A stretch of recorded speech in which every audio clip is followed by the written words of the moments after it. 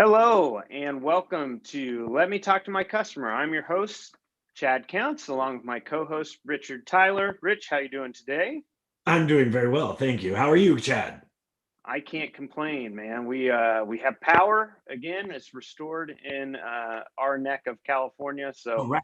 uh, we're doing work today, right? It feels like our first normal day in quite a while, so we're happy to have that behind us and moving forward and feeling like a first world state or country again. So thank you, Gavin Newsom, for getting that set up I and like the new shout outs. There's always good shout outs to powerful people at the beginning of our podcast now. you have to acknowledge your betters and those that control the powers, right? It'd be foolish not to. So yeah, we're not in Texas, so I can't thank Elon and all the people that are moving to your neck of the woods. Right, I was gonna, he just moved into town.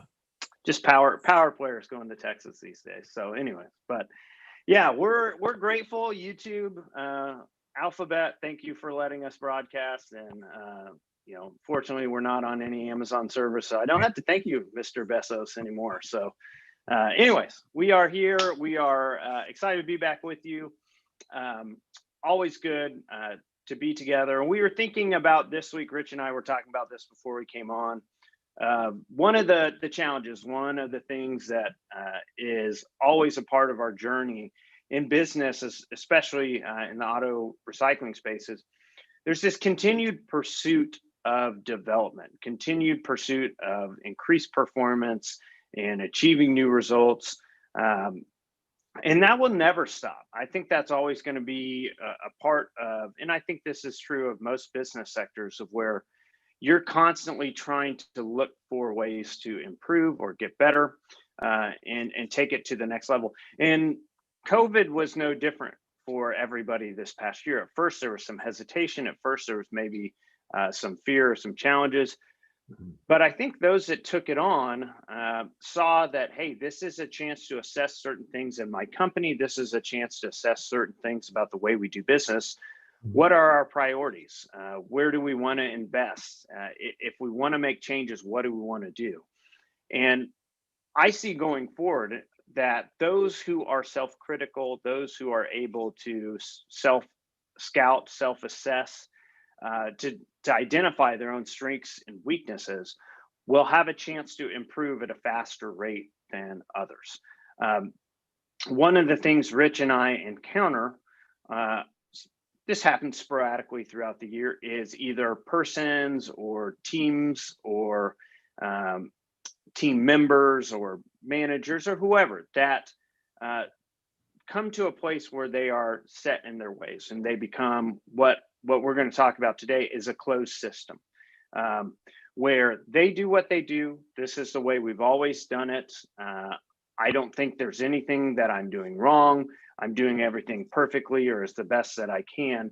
And there's this sense that as we're working with them, and we feel it probably more so because we're outsiders coming in, right? Our job as outsiders, when we come in, our only goal is to push things forward, right? We have to get results going better or forward. Otherwise, why are we there? There's no point for us to be there. So we have that sense of urgency to try and push past some initial inertia.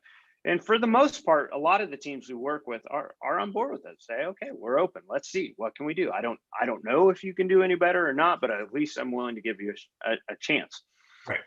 But occasionally, we are going to run into people or persons or teams that are pretty set. They don't really, and for whatever reason, whether they've had good history and good results in that, sometimes that's the case, or they haven't really had that many good results or anything. They're just stuck or stubborn in some cases.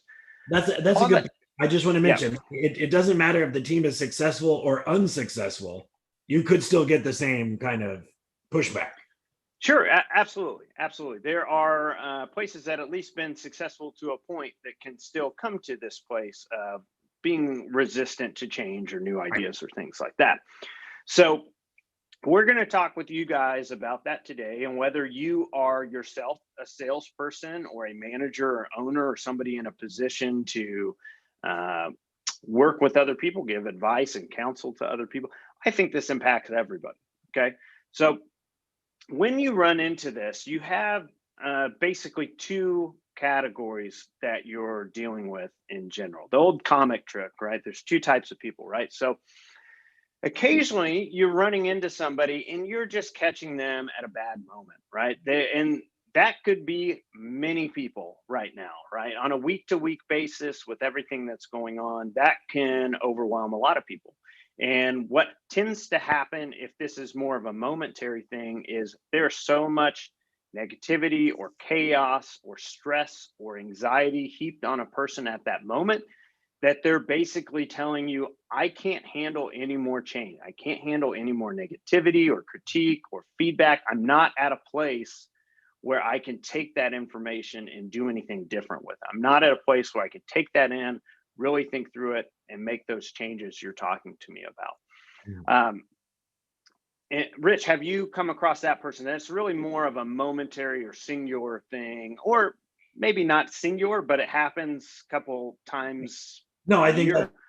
that's everybody. I think that's everybody. I think everybody falls into this category at some point during the month or during the year. There's factors which cause dysregulation that's abnormal. Yeah, exactly. And there's a lot of strain. And then the work at that moment is, okay, let's process what's currently going on. Help you get back to your normal, your balance, so then we can move forward. Because if I try and force you forward at that moment, there's going to be some problems. And you can, if you don't recognize that as an owner or manager or somebody you're working with, that is a moment you just have to watch. You have to try and shift into that gear of, this is a person I'm trying to get the best out of them, and avoid blowout, avoid making it worse, avoid any sort of other fallout that isn't necessary. And sometimes that happens. Sometimes both parties get locked in and they're both in that case, and then we have blowups, and somebody's not working there anymore. And that does happen from time to time, but we want to avoid that. If these are good people that we want to invest in and work with, that's what we want to be after. The latter category is more the troublesome area, and that is somebody who, this isn't a blip on the radar. This is more of a way of being for this person, that they typically are not open to feedback, and they do not want to hear what you think, and they have a pretty high view of what they do and who they are and how they do it, and they don't think there's anything that somebody else can do to help them or bring anything in. This is the more challenging component, right? Because then this is something that's not going to go away, and this is something that's going to persist, and you're going to have to deal with some way or the other. Our options when working with somebody like this, or partnering with somebody like this, are limited. There are only so many things that we can do when we're faced with this.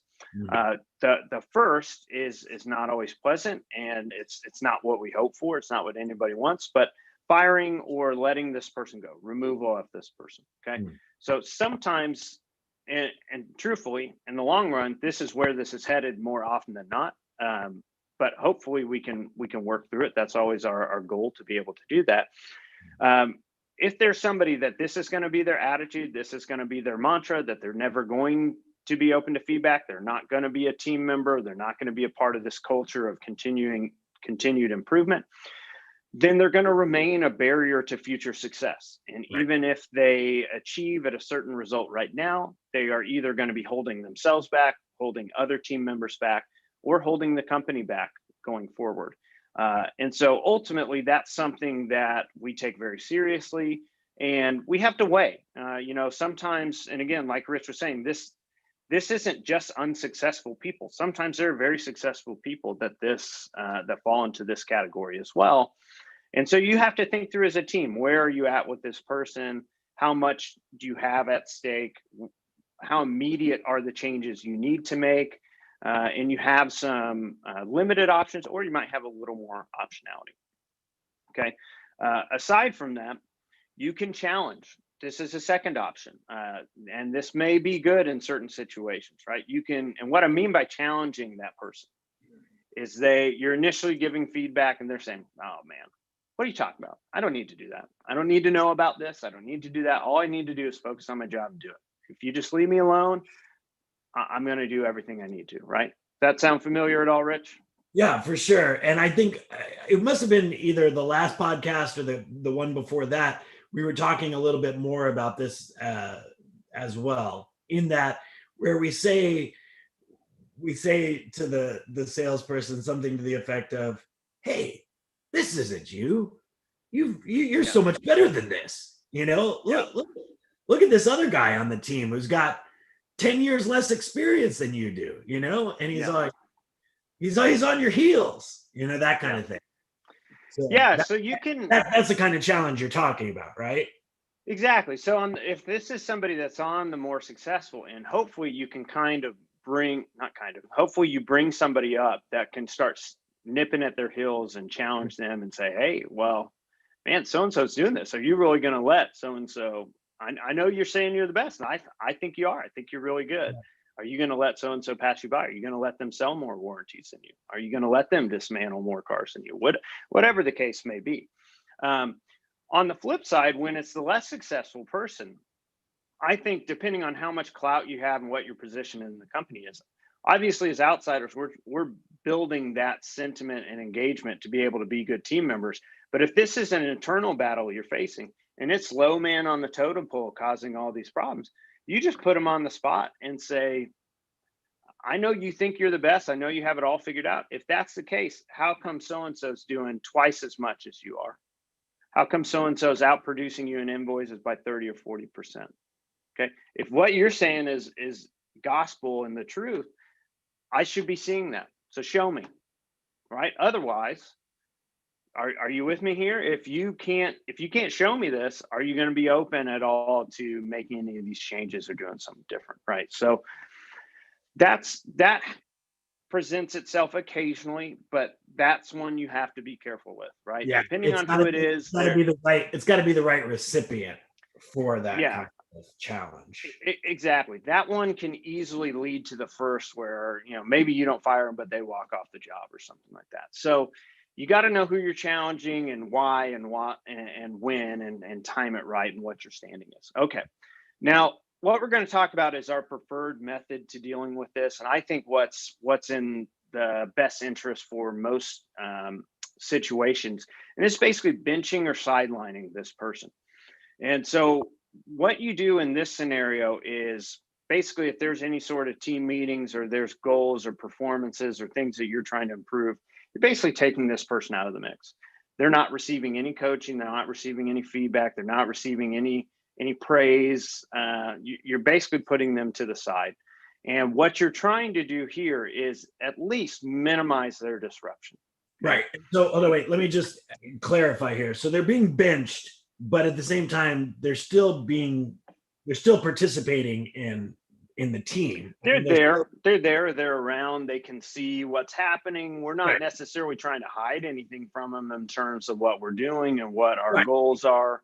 But we're just not going to make them a center point. They've clearly indicated they're not comfortable with the critiques. They're not comfortable with trying to improve or outside input. So, all right, we'll put you to the side. Right. You don't want to be a part of that. Right. All right, we're moving forward. And the reason why we recommend this, at least if this is somebody that you're looking to move forward with, that you think has potential or you think can come around and can change over time, maybe they're just more reticent and resistant up front. Great. Hopefully that's the case. The thing with this type of person is typically they've got the choice is on their end. If they're ever going to change or make improvements or different things like that, they've got to make the choice themselves to be open to that change. And part of how you push them towards that is not that we're trying to leave them behind, but we're trying to move ahead.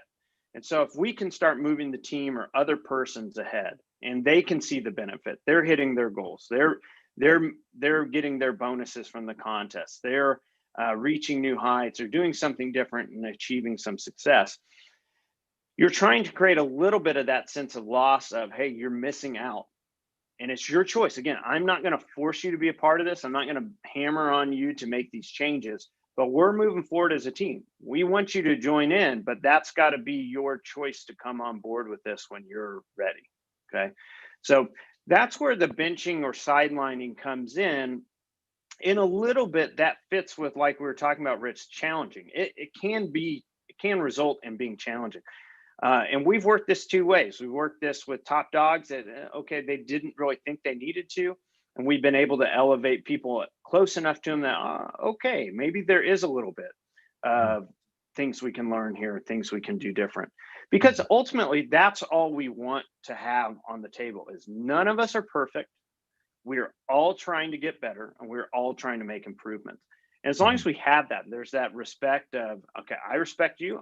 I don't expect perfection. I just expect the effort and attitude to be there, to be willing to improve, to be willing to make changes, and to better yourself. And what we've seen by that is typically, if it's successful and it comes around, you'll even have that person, they'll initially start to move their buy-in to where they'll start giving critiques or ideas to the rest of the staff. They might not participate in themselves getting critique, but at least they're trying to help and aid their team members, right? That's a good first step. That's a more comfortable first step for a lot of people to be the one giving the critiques, giving the advice than receiving it. Right. If they think that they're the expert, then going to them and asking for their feedback. Yeah, and to an extent, if they're willing to, they start giving more respect to other people and things like that, then we can bring them in and allow their expertise, if they have it, to shine, right? And that is very valuable. We want to have that brought forward and we want them to participate in that. Sure. If they're on the low end, it's a little bit harder to do that. There's not as much, you just look at what's going on, there's just not as much validity to what they want to say. There's not as much there. But hopefully you start seeing them take the advice through osmosis. It'll work the other way, right? Where they're on the bench, but they're hearing the message that everybody else is receiving, right? They're hearing the technical changes.